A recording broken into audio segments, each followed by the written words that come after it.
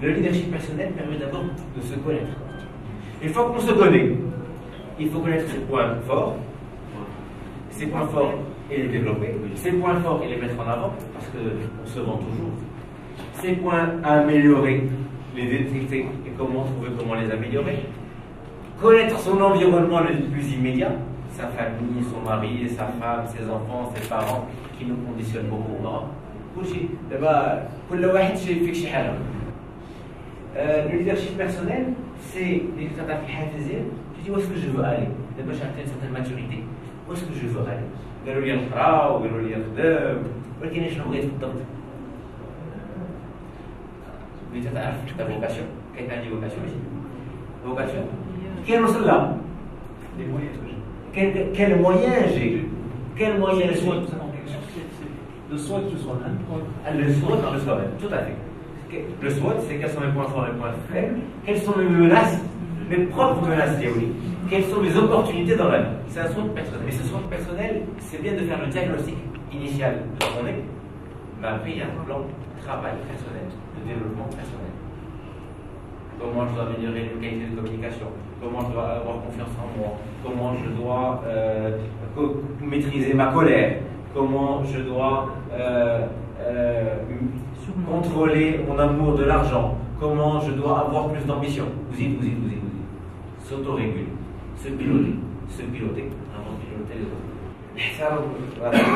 Quelque part, si je ne m'aime pas, je ne peux pas aimer les autres. Donc il faut apprendre à s'aimer. Prendre conscience de soi, connaître la valeur de soi, connaître ses défauts. Quand même. Quelque part, c'est s'accepter comme on est. S'accepter comme on est. Sans atteindre le narcissisme. Bien sûr, là, très important. Le leadership personnel, ce n'est pas du tout ma spécialité, c'est la spécialité d'un garçon remarquable que j'ai cité tout à l'heure, qui s'appelle Naufel Belmi, qui a la quarantaine, qui fait 40 ans bientôt, qui est formateur de leadership personnel. C'est son métier.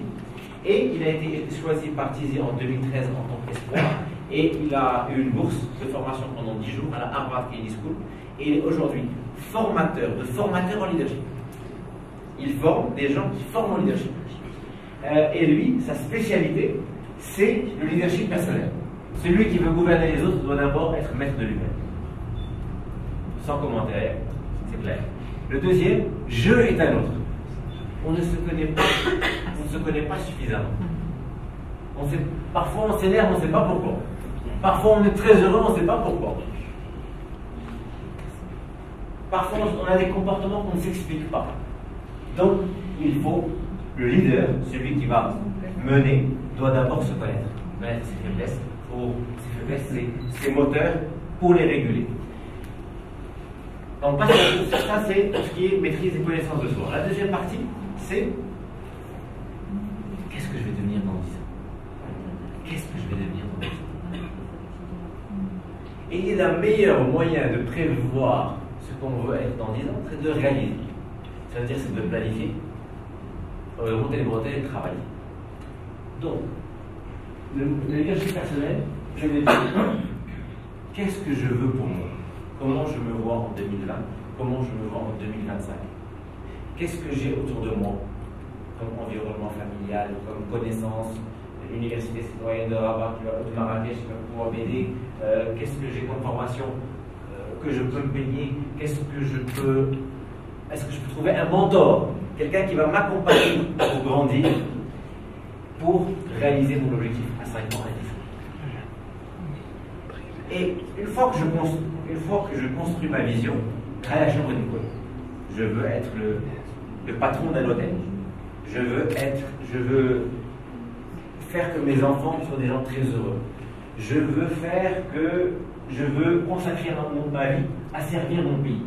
Je veux améliorer les conditions de vie de mon ouvrage. Une fois que j'ai une vision, je connais ma vocation, comment je la réalise? Il y a la stratégie, chauffe l'ouvrier, fashion cela. Et ça, c'est très intéressant, la troisième partie que Naufel enseigne. c'est qu'on est un peu formé, peut-être un peu trop à la française, dans laquelle on se dit je veux avoir un objectif, j'ai les ressources, je veux y arriver, je vais vraiment tout faire. Et ce qui est intéressant dans la philosophie un peu plus orientale, chinoise, japonaise, zen, c'est de dire, au lieu de se fixer des objectifs, on va se fixer une orientation, une direction. Je vais plus ou moins vers le nord, ou vers le sud-est. Et je vais construire mon chemin avec les rencontres que je vais faire, les opportunités que je vais avoir. Si je me fixe un objectif trop élevé, je vais être malheureux pendant le sortie. Je vais être frustré. Par contre, si on fixe la direction, je veux améliorer mon quotidien, je veux améliorer le quotidien de ma famille. C'est pas je veux gagner 35 000 dirhams par mois. Et comment je vais faire? Je fixe une direction. Et après, je m'adapte avec les différentes opportunités et le chemin se construit tout seul. Il faut avoir des objectifs, des intentions très positives, très ambitieuses. Mais ne pas pour autant se tuer pour ça, pour se rendre malheureux pour ça.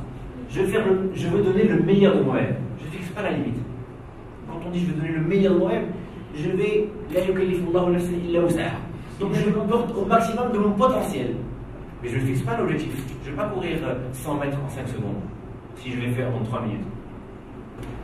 Le chemin se fait en marchant, ça veut dire que je donne la direction.